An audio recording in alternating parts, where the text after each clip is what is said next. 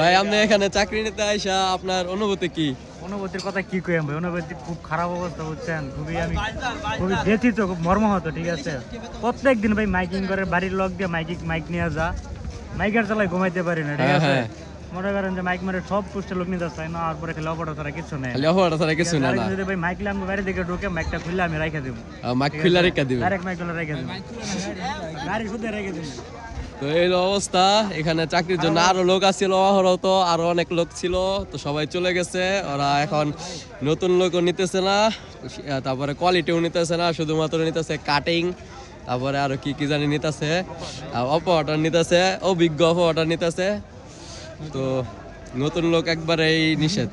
তো এখানে সবাই বসে রয়েছে। একটা চাকরি নেওয়া যে কত বড় কঠিন কাজ, এটা যারা এখানে আছে তারাই বুঝতে পারবেন। তো এখানে রানা আছে, চাকরি আছে। তো আপনি মাথার চোদ বুঝছেন ভাই, এরা চাকরি নামে কারা করে, 303 ডিগ্রি ঠান্ডা লাগছে আমার, 303 ডিগ্রি রাস্তা মাথার চোদ আমারে আসছে, আমারে কই নেই, এই ফ্যাক্টরিটা মালিক দিতে আমি চাকরি নিয়ে আরে কিছু কইতাম, আরে কিছু কইন কইন। এই যে তো মেয়েরা কারো হয়েছে যে সকাল থেকে একটাও চাকরি দিতেছে না, এরা কি করার উচিত এটা আমার কাছে বলে দিন। আর ঠিক আছে গাইস, আজকের ভিডিও এই পর্যন্তই। আইও ভাই জায়গা, আজকে আমি চাকরি করতাম না ভাই, যাই